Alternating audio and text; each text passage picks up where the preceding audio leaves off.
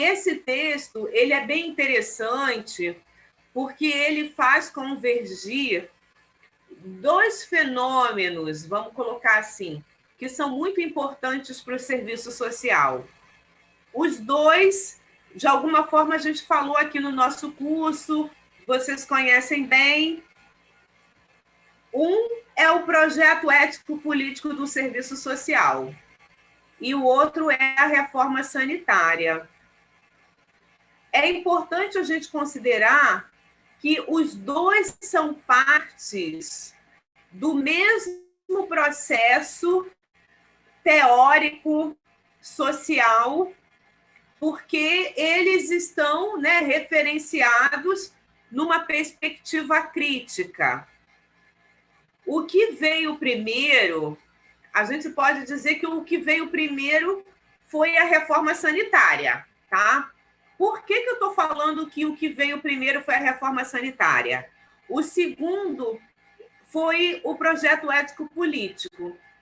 Porque eu estou dizendo que a reforma sanitária veio primeiro, porque ela começa a ser debatida ao longo dos anos 70 e vai ganhando força nos anos 80. O projeto ético-político, a gente sabe que a sua história tem a ver com o Congresso da Virada, de 1979, mas o projeto ético-político ele vai surgir na profissão a partir do amadurecimento da referencialidade marxista. Então, depois de estudos, aprofundamentos do que era o marxismo, vários estudos a nível de pós-graduação, investigação científica, é que o serviço social começa a trabalhar com a categoria projeto ético-político. O projeto ético-político vai surgir enquanto tema no serviço social no 9º Congresso da Virada, que vai acontecer em 1998. Então, cronologicamente, o processo que deu origem, né, aos dois, digamos assim, tem a ver com a história do serviço social, porque os anos 70, eu acho que foi na nossa primeira ou segunda aula, eu falei para vocês que, na busca pela renovação, o serviço social vai se aproximar de vertentes teóricas. Existe aquele grupo que, nos anos 60, se aproxima da referencialidade marxista, mas a conjuntura não permitia que aquela perspectiva teórica aflorasse, porque a gente estava no meio da ditadura. Quando a ditadura começa a dar sinais de esgotamento, já no final dos anos 70, é que começa a ser recuperado, né, no âmbito do país, e não é só do serviço social, não, tá? É porque depois de tantos escândalos de pessoas sumindo, de, né, escândalos mundiais, porque, embora em termos econômicos a ditadura pudesse estar cumprindo uma agenda internacional, mas ninguém queria fazer negócio, se associar com um país que matava os seus cidadãos. E isso foi, né, gerando um esfacelamento da ditadura, um enfraquecimento daquele regime né, repressor. E o que a gente vai ter é, depois, né, do artigo institucional de 1978, a partir dali a ditadura já dá o seu último suspiro. E isso, embora a gente fale muito do serviço social, né, porque o Congresso da Virada é um marco, mas isso vai estar acontecendo na sociedade como um todo. E aqueles que eram envolvidos com a saúde, que estavam, né, porque esse processo da reforma sanitária foi inspirado muito na experiência de Cuba, né, de outros países que já tinham um sistema público de saúde. E essas ideias, esses conceitos chegam no nosso país, digamos assim, atrelado à esquerda, né? A gente não pode dizer que a reforma sanitária é um movimento de esquerda. Não, não é isso, tá?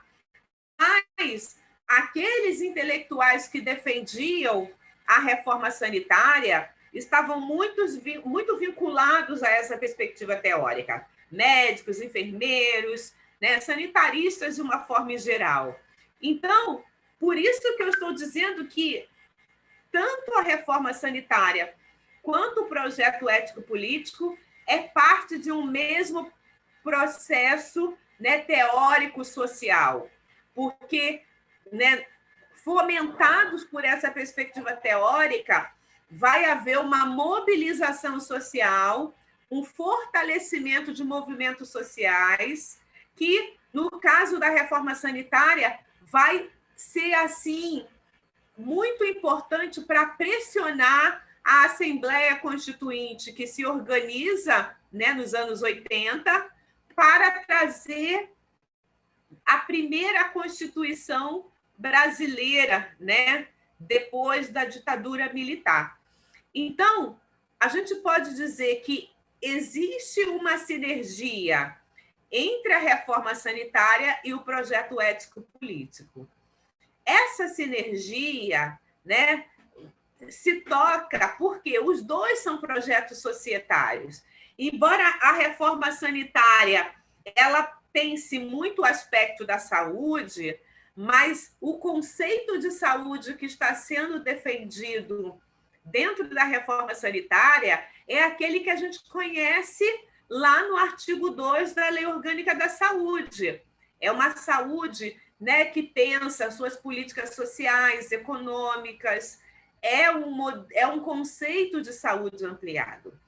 E quando a gente fala de conceito ampliado de saúde, a gente está falando de garantia, inclusive, de direitos sociais. A gente está falando, inclusive, de uma sociedade justa e igualitária, que tem, né, aquilo que é a produção da riqueza socializada, né, ou que pelo menos tem menos desigualdade, fazendo com que ricos e pobres possam ter acesso a uma alimentação de qualidade, como prevenção e saúde, e que tenha condições de uma assistência em saúde, né, no caso do tratamento de doenças, que venham a favorecer a recuperação, né, de uma forma igualitária.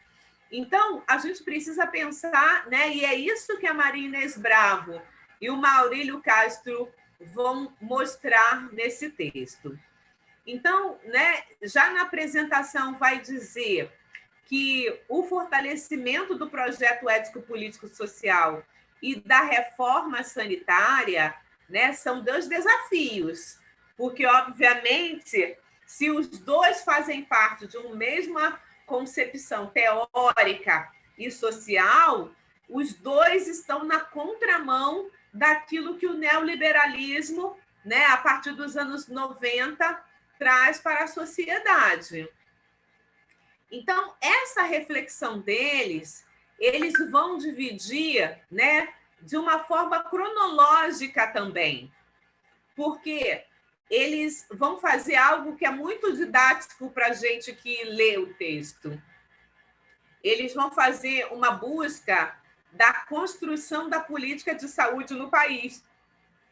E aí eles vão lá na década de 30, que a gente já sabe, né, quanto foi importante, tá? Depois dos anos 20, lá com a Lei Eloy Chaves, que praticamente instituiu as primeiras bases de uma medicina previdenciária no país, os anos 30 vão ser igualmente importantes, porque vai consolidar esse processo.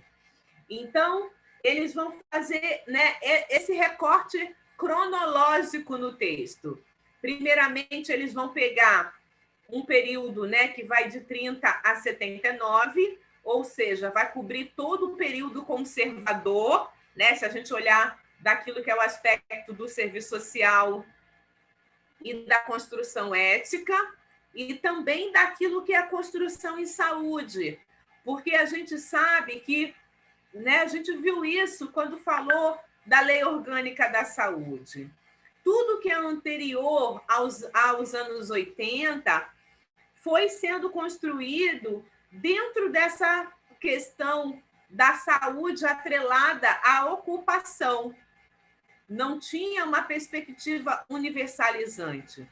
O que a gente tem que pode ser apontado assim como uma construção universalizante é que desde a Lei Eloy Chaves, que instituiu, né, a assistência em saúde vinculada à área ocupacional, a gente vai tendo isso gradativamente, muito lentamente sendo desmontado.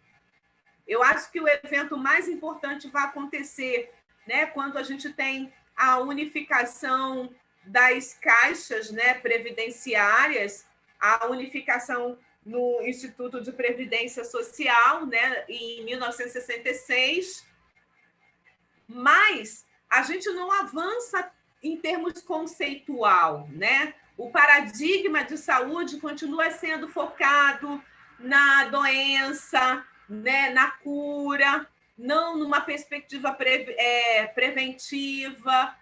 Era caracterizado, a Maria Inês Bravo, em outro texto, vai mostrar, né, por uma forte indústria farmacêutica. Então, a gente tem aí, né, ao longo desses anos, um paradigma de saúde que não tem uma alteração substancial. Pode ter eventos que marquem, mas caminha na mesma direção. A segunda parte que eles vão abordar no texto são os anos 80 e 90, que vai ser aquele tempo da construção, né, da consolidação da reforma sanitária naquilo que a gente conhece na legislação do Sistema Único de Saúde, e no caso do serviço social, é onde a gente vai começar a dialogar, né, a respeito desse conceito do ético-político, tá? Porque o ético-político está muito fundado numa perspectiva de sociedade que é genérica, né, que pensa o ser social, o ser humano, né, genérico, a partir da perspectiva de George Lukács, e que vai ser até internalizado no Código de Ética do Serviço Social, dos Assistentes Sociais, em 1993. Agora, a terceira parte do texto vai tentar trazer, né, uma reflexão do serviço social. Eles chamam na atualidade, né, mas esse livro aqui, ele é do início dos anos 2000, tá?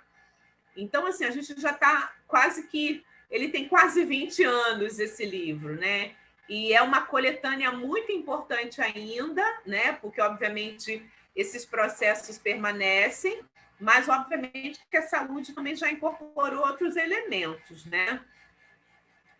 E, por fim, né, eles vão encerrar o texto falando, né, de algumas questões que perpassam o serviço social na saúde e vão fazer esse diálogo a partir do Código de Ética dos Assistentes Sociais.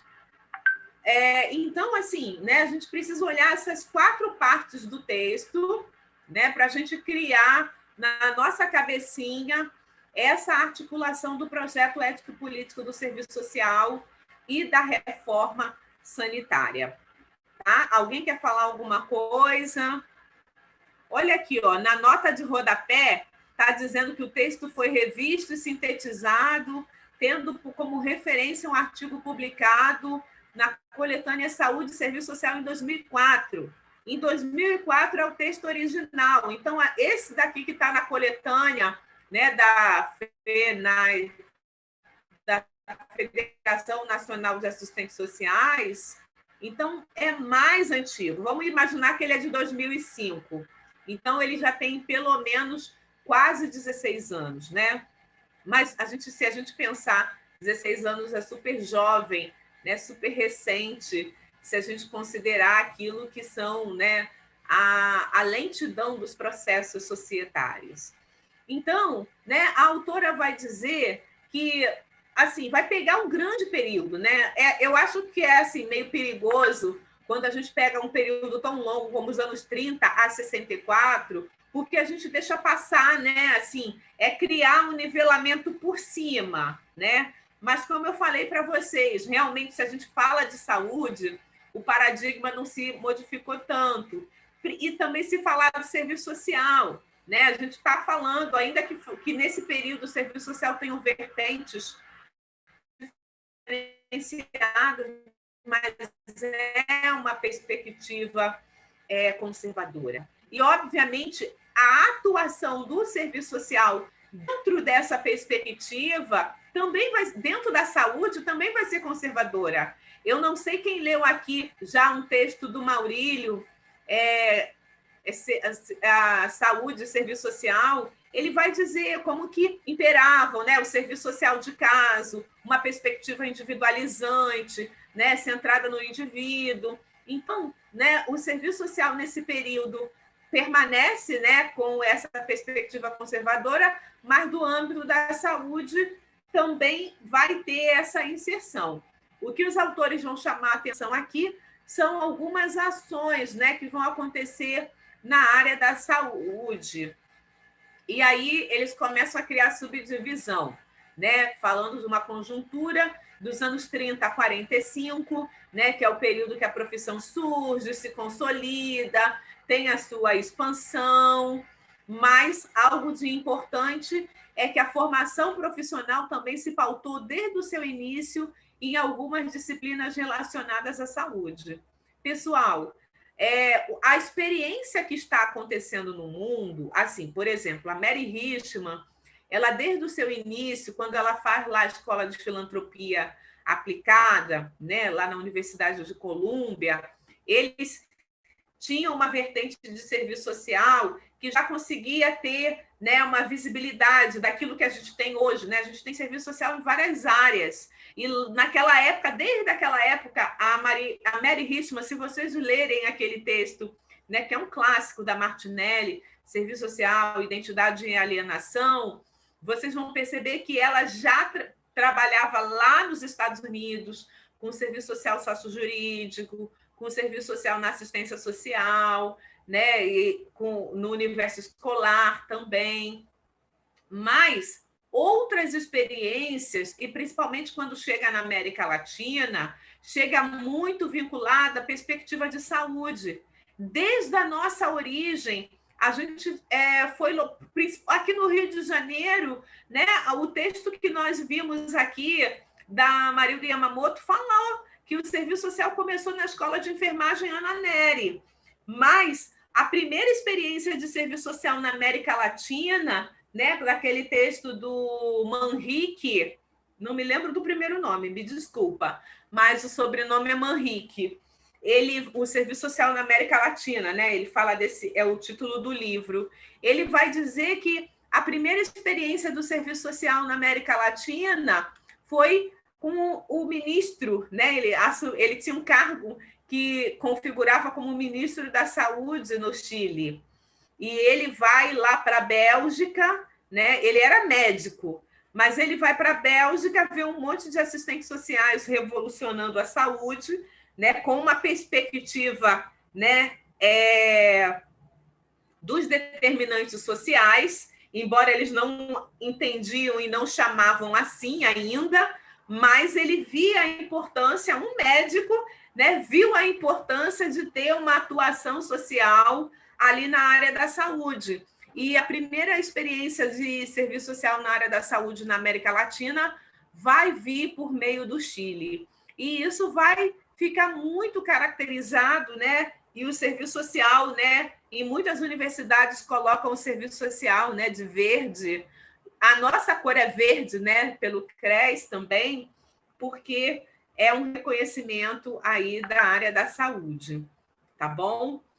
A gente vai ter aí a expansão do serviço social a partir de 45, né? A gente sabe que a influência norte-americana, a gente viu na primeira aula, era muito importante. Uma influência, né? Essa influência norte-americana vai entrar pelo Congresso Interamericano de Serviço Social realizado em 1941 em Atlantic City, né, lá nos Estados Unidos. E os assistentes sociais, né, ficam muito vinculados. Eu não preciso nem dizer, né, que o Brasil está se abrindo ao capital americano, né? E isso vai fazer com que, né, essa aproximação aconteça. E, obviamente, vai acontecer no serviço social aquilo que a gente já conhece, né? Uma ação profissional, né, pautada no julgamento moral, com relação à população, cliente, né, e que agora é substituído por uma análise de cunho psicológico. Então, a gente tem, né, agora um conceito de saúde a partir de 1948 que é enfocado, né, nos aspectos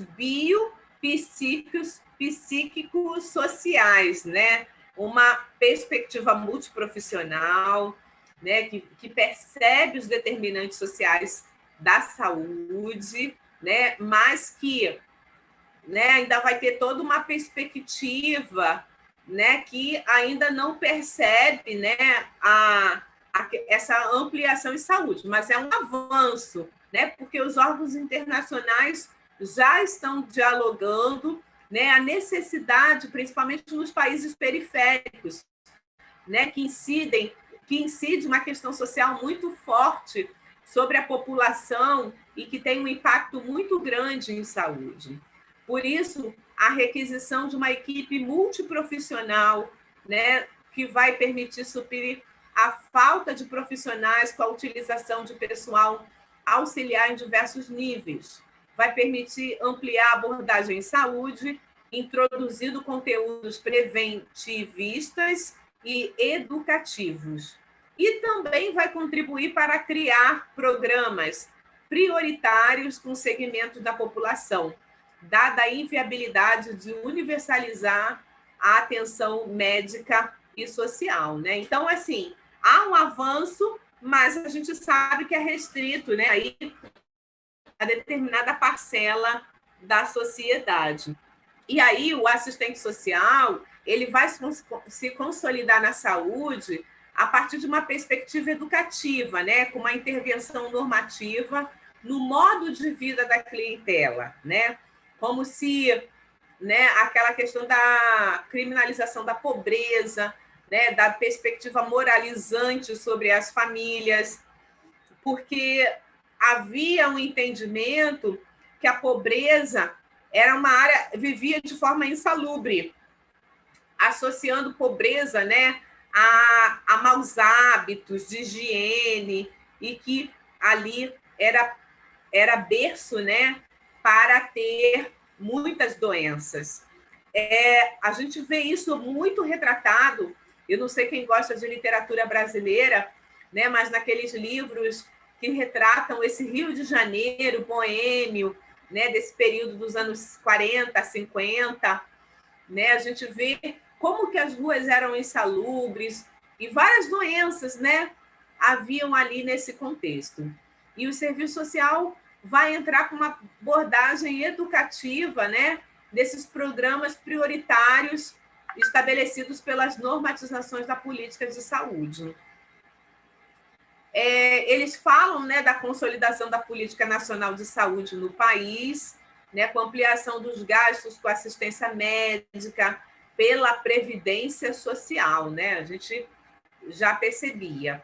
Essa assistência, por não ser universal, gerou uma contradição entre a demanda e o seu caráter excludente e seletivo, né? Então, assim, havia demanda na sociedade, as pessoas estavam ali precisando do atendimento. No entanto, ele era excludente e seletivo, né? Os assistentes sociais, eles vão entrar nos hospitais, né, tentando criar essa mediação, né, desde sempre, entre a instituição e a população, para tentar viabilizar o acesso aos serviços e benefícios.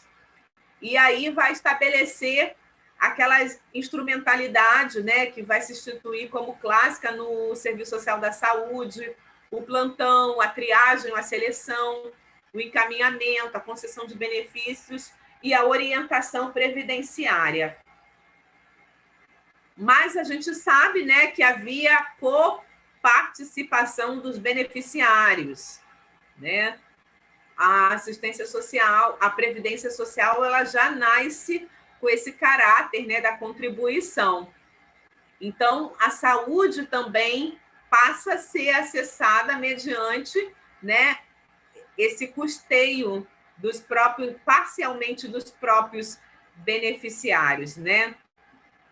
E não há aquela perspectiva, né, de universalizar, né, de fazer com que fosse extensiva a toda a população.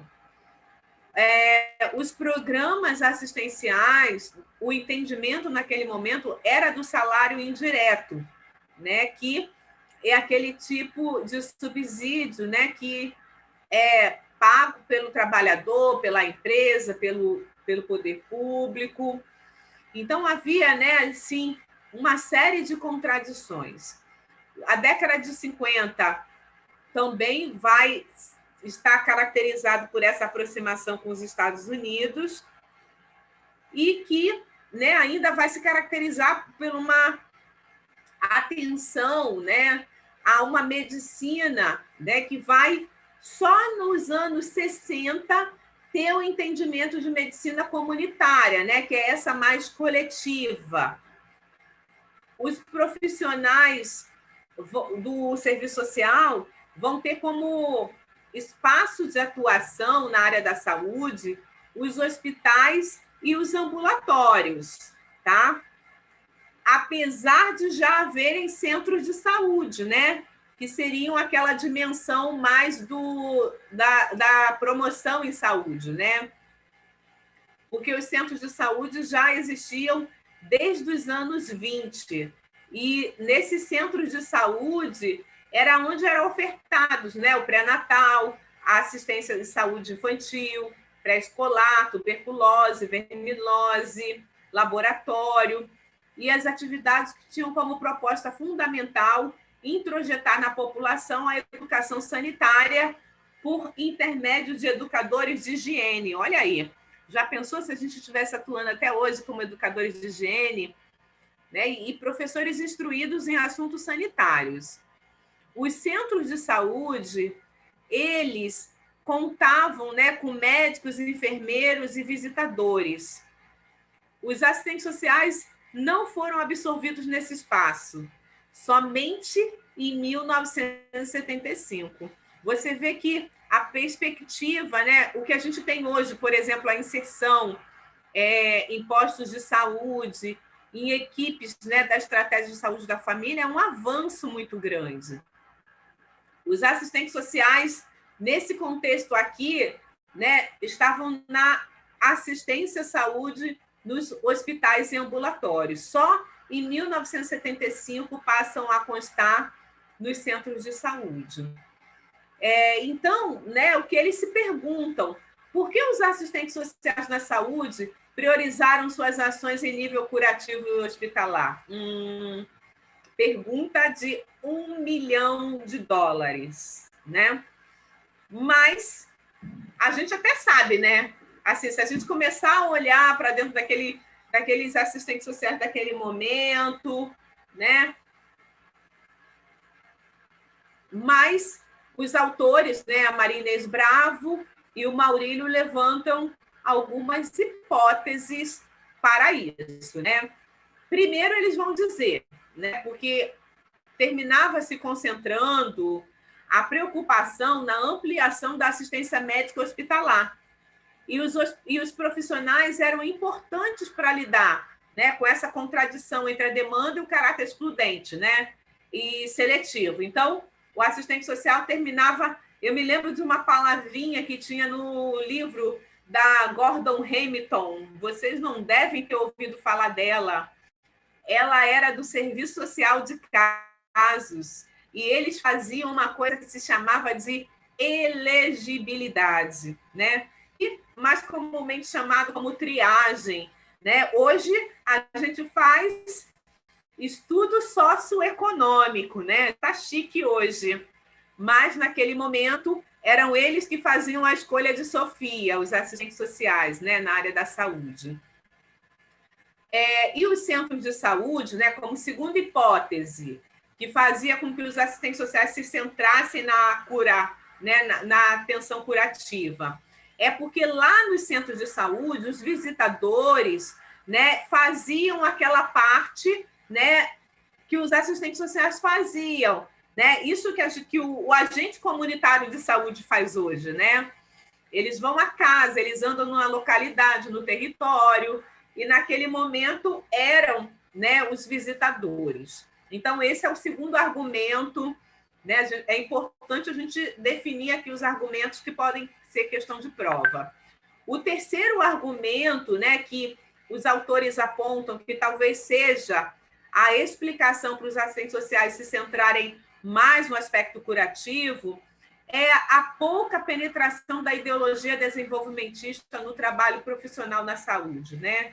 Toda aquela visão que o serviço social tinha de desenvolvimento de comunidade ainda não havia chegado na saúde. Então, perdi o sentido profissional estar ali, né? Porque nessa perspectiva do desenvolvimento de comunidade, o serviço social viabilizava a participação popular nas instituições e programas de saúde. E isso, né, vai ter repercussão, né, com o desenvolvimento de comunidade. Naquela época, né, era chamado serviço social médico, tá? E fazia com que o serviço social, né, tinha essa perspectiva de caso, orientação, inclusive, da Associação Americana de Hospitais e da Associação Americana de Assistentes Médicos Sociais.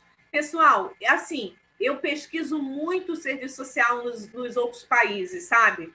Eu gosto muito de ler. E vocês sabem que nos Estados Unidos ainda chamam, né? Tem um grupo que se intitula Social Work Health, né, de saúde, Social Work.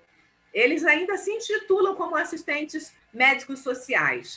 A participação era só viabilizada, né, na dimensão individual, ou seja, o engajamento do cliente no tratamento. E aí, pós-64, né, o serviço social vai ter aí uma mudança, né, da sua atuação na área da saúde, porque, né, começa a questionar o conservadorismo. Isso é o ponto principal, né? Então, obviamente, também vão começar a questionar essa atuação na área da saúde, principalmente, né, incorporando aquelas questões que eram levantadas pelas ciências sociais e humanas, né, traziam a temática do desenvolvimento, né, do país. Então, essa perspectiva crítica, né, vai trazer para o serviço social um tempo de muito diálogo, né, de voltar-se para si. Tudo isso a gente já viu em Fundamentos. E aqui a Maria Inês Bravo e o Maurílio Castro estão chamando a atenção do papel que o CBCIS vai ter, né, o Centro Brasileiro de Cooperação e Intercâmbio em Serviços Sociais.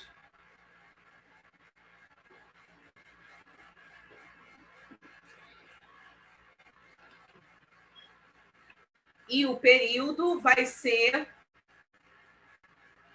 de 65 a 75. Porque o CBCIS, eles vão ter um protagonismo muito grande, né? Aqui, como diz o texto, ó, eles eram um núcleo central, a tematização do serviço social como integrador no processo de desenvolvimento. Eles vão fomentar estudos, eles vão fomentar debates, e, obviamente, o serviço social na saúde vai receber as influências da modernização, né?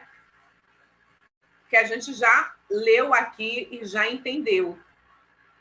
E essa influência vai impactar nas técnicas de intervenção, né, na burocratização das atividades, da psicologização das relações sociais, na concessão de benefícios, tá bom? Quando a gente passa, né, entre 74 e 79, vai acontecer o processo que os autores chamam de distensão política, tá? Apesar do processo organizativo da categoria, né, do pluralismo, né? O José Paulo Neto vai dizer que o serviço social, nesse período, né, as várias vertentes que buscavam ali, né, encabeçar o processo de renovação vão permanecer presentes, né? Mas, obviamente, essa produção, né, de conhecimento e dentro de perspectivas diferenciadas vai marcar, tá bom, o serviço social dentro desse período. Mas um texto vai ser assim muito importante na reflexão na área da saúde, dentro desse contexto de 74 a 75, que vai ser o texto da Nicolette, que vai publicar um texto na revista Serviço Social e Sociedade em 1979, e aí já bebendo, né, de todo esse contexto do movimento sanitário, ela vai escrever um texto pautado na planificação em saúde e na participação comunitária. Agora, os anos 80, vocês sabem, né, todo o período de crise econômica, né, do período da ditadura militar, vai fortalecer, né, o movimento da saúde coletiva. E os autores falam, né, que esse movimento da saúde coletiva também vai ocorrer no serviço social e vai também se caracterizar por uma ampliação do debate teórico e a incorporação de algumas temáticas, né, sobretudo no que tange ao Estado, suas políticas sociais, fundamentadas no marxismo. Então, esse movimento sanitário, que vai ser construído em meados dos anos 70, vai avançar nas categorias de uma forma geral. E tudo isso, né, todo aquele caldo, né, que a gente conhece da reforma sanitária, vai ficar consolidado e evidenciado na 8ª Conferência Nacional de Saúde, que vai acontecer em 1986, lá em Brasília, tá? E olha só, né, a sociedade brasileira está vivendo efervescência por todos os lados, porque em 1986 também é o nosso primeiro código de ética, né, pautado na referencialidade marxista. Então, esse modelo de proteção social, né, que foi cunhado na reforma sanitária, vai ficar cristalizado ali na Assembleia Constituinte, né, e vai entrar para o texto da Constituição Federal de 1988, que vai trazer de uma forma inovadora um tripé de proteção social, um tripé de seguridade social, pautado na assistência social, na previdência social e na saúde. A saúde, né, vai ganhar um destaque de 5 artigos na Constituição, o artigo 196 a 200, tá? E vai dar todo esse tom que a gente vai conhecer das legislações, da Lei Orgânica da Saúde, da Lei 8.142, e todo o acervo que hoje existe de normatização, legislação do Sistema Único de Saúde. Que tudo começa naquela frase, né? Que a saúde é direito de todos e dever do Estado. E a integração dos serviços de saúde de forma regionalizada e hierárquica, constituindo um sistema único. Gente, assim, o SUS, eu acho o SUS muito lindo. Não tem quem não comece a estudar isso e não se orgulhe daquilo que foi construído, né? Bom, só que nada são flores, né? A gente sabe que a Constituição trouxe algo muito arrojado, mas aquele paradigma neoliberal que os governos, né, os presidentes da República, a partir de Fernando Collor de Mello, começaram, né, a fazer com que se ventilassem na sociedade por meio da reforma do Estado, né, do sucateamento das políticas, Nós vimos isso aqui no texto da Elaine Berig, mas o que vai acontecer no âmbito da saúde? 2 blocos antagônicos, tá? Um formado, né, pelas indústrias, pela Associação das Indústrias Farmacêuticas, que obviamente defendia a privatização dos serviços de saúde, e eles tinham juntos, né, a Federação Brasileira de Hospitais. Pronto, duas grandes instituições defendendo a privatização. E, por outro lado, a Plenária Nacional de Saúde, que defendia a reforma sanitária. Mas, né, essa quebra de braço a gente conhece, vai prevalecer no texto constitucional o modelo, né, da reforma sanitária. No entanto, né, há cotidianamente no Sistema Único de Saúde uma, né, quebra de braço, e a gente tem conhecido aí como o SUS tem sido duramente atacado. Então, é importante a gente olhar para essa história e ver como que a década de 80 foi importante, tanto para o movimento da reforma sanitária, né, por toda a mobilização que foi necessária, tá, para que o modelo pensado pudesse entrar para a Constituição, mas também a gente sabe que a década de 80 foi importante para o serviço social. Por quê? Porque é um momento de consolidação do marxismo, né, do amadurecimento.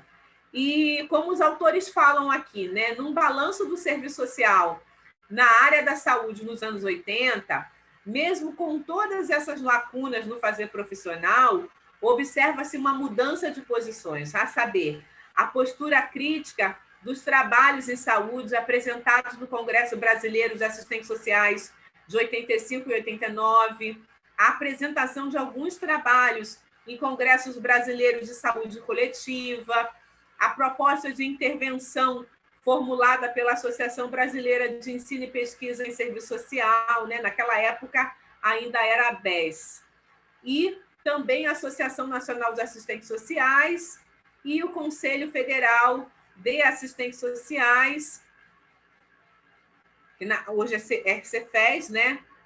E para o Serviço Social do INAMPS, né? Que hoje é INSS, e a articulação dos conselhos federais na área de saúde.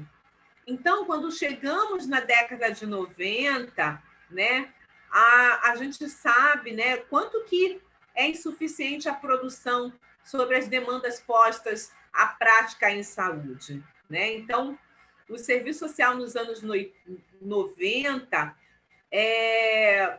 precisa olhar, né, para a gente entender esse serviço social, a gente precisa olhar toda essa lógica que o neoliberalismo construiu. E quando a gente pensa, né, no projeto político-econômico que os anos 90 trouxe, a gente pode pensar, né, que foi uma conjuntura político-cultural adversa, né, e aí construir e concretizar uma prática que garanta um espaço participativo, formulador de políticas equânimes, universais e não discriminatórias, foi um desafio, né? E os assistentes sociais, obviamente, também vão ficar, né, polarizados, né, vão sentir essa polarização no seu fazer cotidiano. E o que esse projeto privatista traz como desafiador para os assistentes sociais? E os autores falam, né, que o projeto privatista requisitou e vem requisitando ao assistente social, entre outras demandas, seleção socioeconômica dos usuários, atuação psicossocial através do aconselhamento, ação fiscalizatória aos usuários dos planos de saúde, assistencialismo através da ideologia do favor e o predomínio de práticas individuais. O que a gente tem hoje no âmbito da saúde privada, né, é algo assim surreal, né? A gente sabe uma coisa que é assim extremamente grave, que se instituiu no nosso país é alguma coisa, por exemplo, o serviço social no home care, né? Que junto com é um atendimento domiciliar da saúde privada, né? Mas que muitas vezes, na queda de braço entre a indicação médica para a internação domiciliar e o que o plano de saúde quer oferecer, às vezes o assistente social é convidado a emitir um laudo, né, no sentido de pensar, né, como que aquela estrutura, né, é favorável para o paciente. Bom, eu estou dando aqui um exemplo, né, mas, obviamente, essa seleção socioeconômica dos usuários, ela permanece, né, em muitas frentes. A atuação psicossocial através de aconselhamento, né, isso até que está menos presente hoje na prática dos assistentes sociais. A reforma sanitária, ela tem outras demandas para o assistente social, né? A consolidação do SUS, que é a busca da democratização do acesso às unidades, aos serviços de saúde, o atendimento humanizado, estratégias de interação de instituição de saúde com a realidade, a interdisciplinaridade, ênfase nas abordagens grupais, acesso democrático às informações e estímulo à participação cidadã. Agora, né, eles falam que a recente produção do serviço social na área da saúde, né, porque eles fizeram um levantamento bibliográfico, né, dentro da pesquisa, né, uma revisão da literatura. E eles identificaram 3 dimensões: a acadêmica, né, que é aquela onde os estudos na área do serviço social são construídos por meio da dissertação de mestrado, né? E aqui está colocando a dissertação de mestrado do Maurílio como exemplar. A indicação, né, dessa construção do entendimento do projeto ético-político do serviço social para entender esse trabalho do assistente social na saúde, né? E, obviamente, né, ter também o aspecto, né, de pensar a reforma sanitária e as contribuições do assistente social, né? Então, o que os autores sintetizam, né, quando olham para a produção do serviço social em saúde do aspecto acadêmico, é que ficou patente a dificuldade da maioria em realizar, pelo menos é o que está posto na sistematização escrita, um trabalho que no cotidiano seja norteado pelo projeto ético-político profissional e o da reforma sanitária. Ao contrário, foram os trabalhos que não realizavam reflexões sobre o cotidiano, os quais conseguiam obter tal articulação. Pessoal, tá. O computador está dizendo aqui que está com pouca bateria, mas está bem aqui perto de mim. Então, o que acontece? Em termos de saúde, né, e da produção acadêmica, pensar o projeto ético-político e a reforma sanitária, as pesquisas aqui dos autores, que abordou a revista Serviço Social e Sociedade, as comunicações apresentadas nos congressos brasileiros de assistentes sociais, né, a produção intelectual de mestrado, doutorado, eles perceberam como que essas produções sinalizavam a dificuldade de cumprir o projeto ético-político. Por outro lado, né, no aspecto político, esse da militância, né, de fazer com que se entenda, né, essa dimensão do controle social em saúde, vai fazer com que o resultado seja um pouco mais otimista, né? Porque nesse quesito da movimentação política, o serviço social, né, teve uma preocupação com o controle social da política de saúde e o potencial de contribuição que a profissão pode proporcionar. E a concepção dos conselhos, né, presente nos trabalhos escritos pelos assistentes sociais e no resultado dos questionários da dissertação de mestrado, né, da Souza, a autora identificou duas tendências: o otimismo utópico e o pessimismo realista, né, com duas subtendências: conselho como espaço de cooptação ou conselho como espaço tenso e contraditório, mas com potencial democratizante.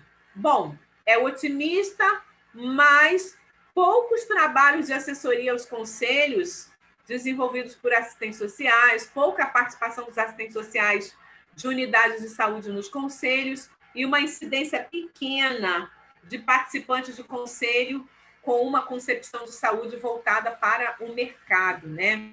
Então, a pesquisa da Rodriane, né, que é aqui a pessoa, deixa eu ver, aqui 15, contribuições de Souza.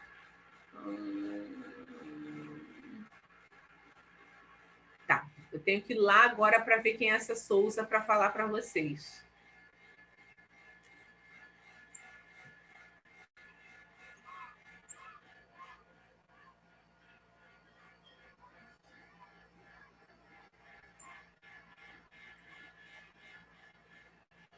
Souza Rodriane de Oliveira, também da minha turma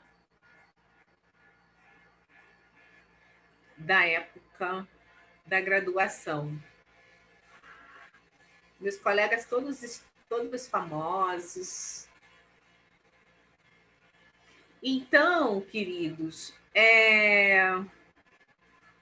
a gente percebe, né, que assim, na primeira vertente, né, que os autores identificaram da acadêmica não foi tão positiva, porque faltava produção, né, que viesse a dar conta desse trabalho do assistente social.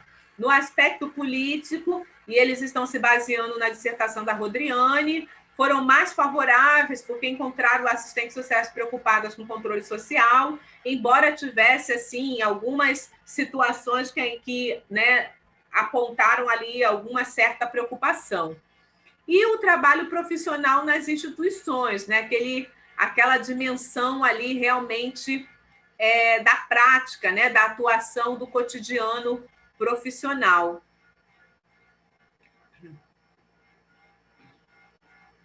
Deixa eu ver aqui. No aspecto do trabalho desenvolvido nos serviços, ela está usando como referência a tese de doutorado da Ana Vasconcelos, né? E a dissertação de mestrado de Costa. Costa, eu ainda não sei o primeiro nome, depois a gente vai lá e vê, tá bom? Então, esses dois trabalhos fizeram uma pesquisa bem importante, né, na área da saúde. A Vasconcelos, olha só, entrevistou 78 assistentes sociais que trabalham na rede de saúde no município do Rio e concluiu que é uma diferença muito grande entre a intenção e o discurso dos assistentes sociais com o trabalho desenvolvido. Segundo a Vasconcelos, né, o que ela percebeu foi que os assistentes sociais verbalizam um compromisso com a população usuária, mas não conseguem transformá-lo em prática concreta. Assim, identificou que esses profissionais ainda reforçam os objetivos da instituição e não os do projeto ético-político da profissão, né? Agora, na dissertação da Costa, ela realizou um estudo que tinha por objetivo identificar o porquê de, apesar do serviço social ser a quarta maior categoria no âmbito do SUS, né, naquele momento, os seus profissionais reiteram um discurso de imprecisão da profissão, né, assim, do que fazer, qual a função na saúde, e a desqualificação técnica, né, na área da saúde, questionavam esse preparo. Assim, tomou como universo da sua pesquisa os serviços públicos da saúde de Natal, né, lá no Rio Grande do Norte.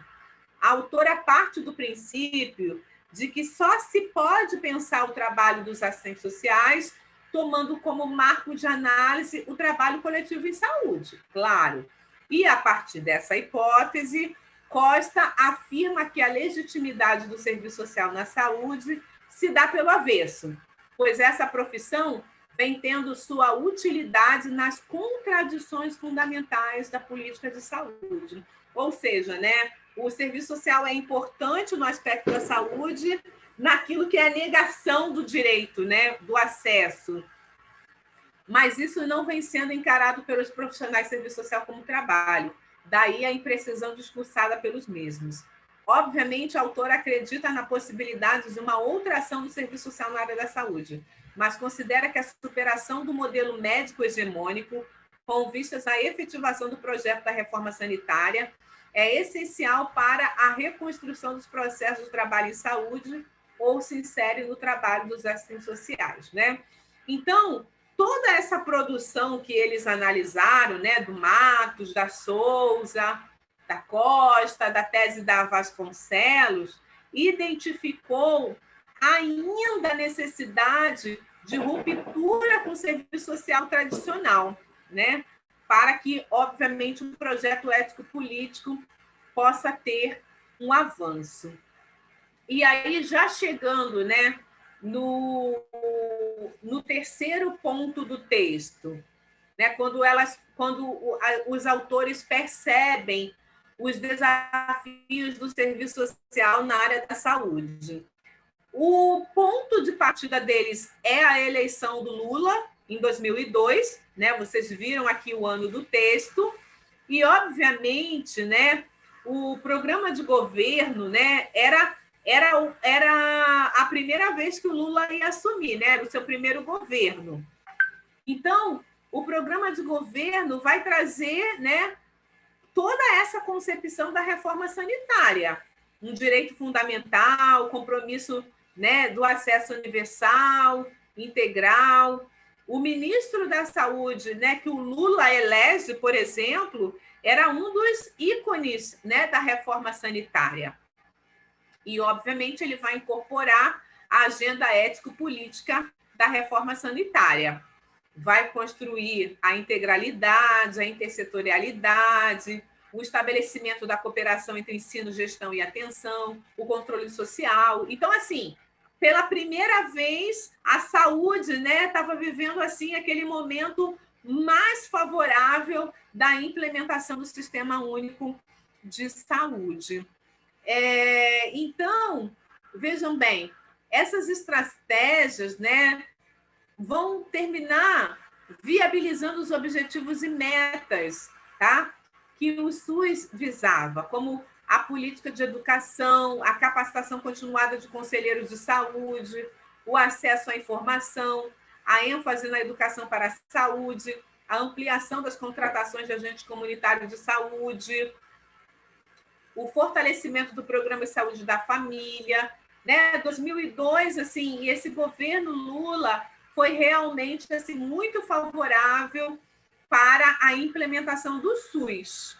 Mas, obviamente, né, quando se faz uma análise política macroeconômica, termina mantendo, né, a fragmentação das políticas sociais, a subordinação da lógica econômica, né, nessa setorização, a concepção de seguridade social não foi valorizada. Então, assim,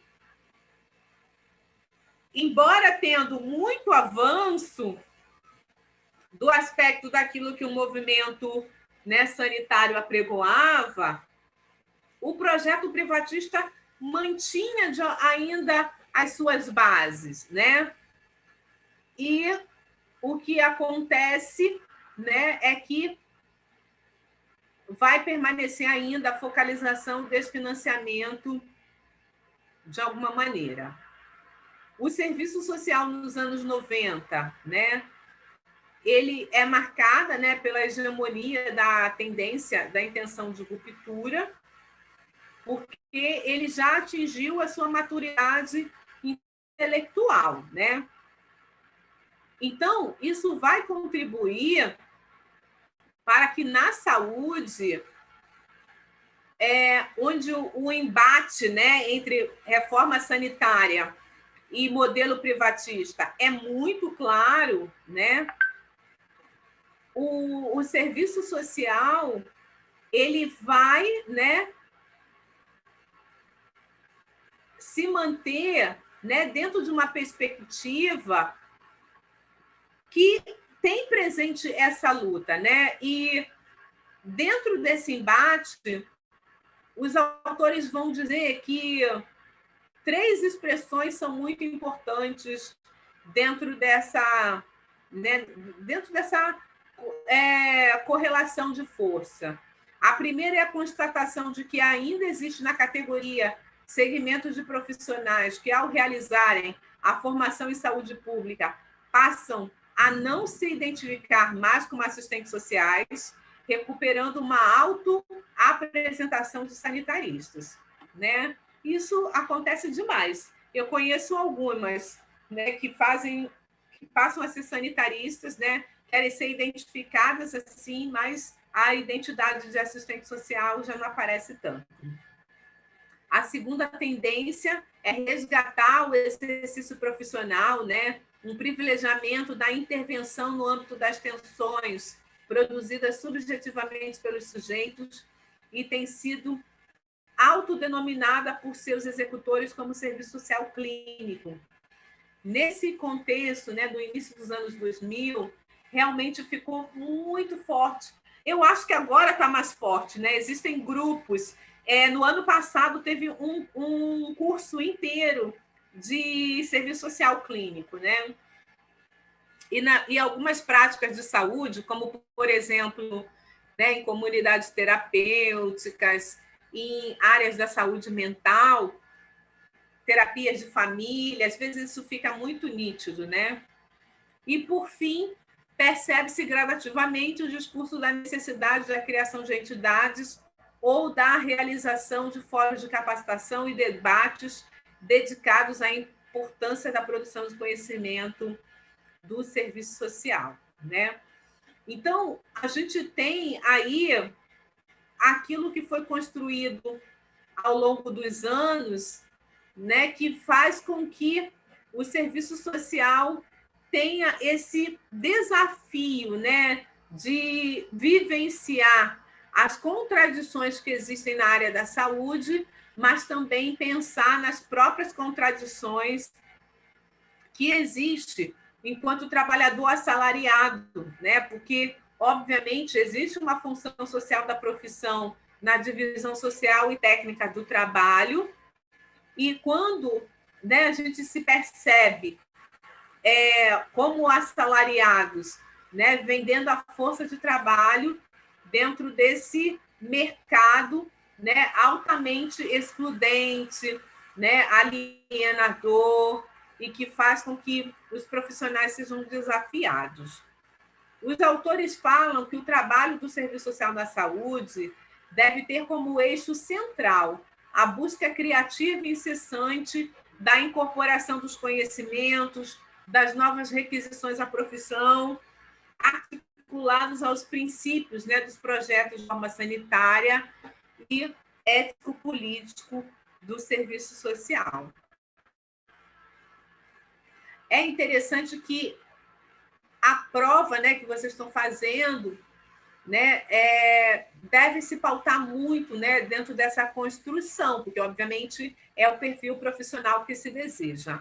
Os autores dizem que, dentre os 11 princípios fundamentais, eles desejam destacar a defesa intransigente dos direitos humanos e recusa do arbítrio e do autoritarismo, o posicionamento em favor da equidade e justiça social, que assegure universalidade de acesso aos bens e serviços relativos aos programas e políticas sociais, bem como sua gestão democrática. A articulação com os movimentos de outras categorias profissionais que partilhem dos princípios desse código com a luta geral dos trabalhadores. Compromisso com a qualidade dos serviços prestados à população e com aprimoramento intelectual na perspectiva da competência profissional. E pensar, né, uma atuação competente e crítica na área da saúde, articulado e sintonizado com os movimentos de trabalhadores, de usuários, facilitar o acesso de todo e qualquer usuário, tentar construir e efetivar, né, com outros trabalhadores da saúde espaços nas unidades que garantam a participação popular, elaborar e participar de projetos de educação permanente, né? E os autores terminam, né, com a ideia de que, mais do que nunca, os assistentes sociais estão desafiados a encarar a defesa da democracia, das políticas públicas e consubstanciar um trabalho no cotidiano e na articulação com outros sujeitos que partilhe desses princípios, que faça frente ao projeto neoliberal, já que este macula direitos e conquistas defendidos pelos seus fóruns e pelas legislações normativas da profissão. Então, vamos agora descobrir quem é a Costa. Maria Dalva Horácio, acho que esse H aqui é Horácio da Costa, olha aí, tá bom? Aqui é dissertação de mestrado. Pessoal, então, assim a gente finaliza, né?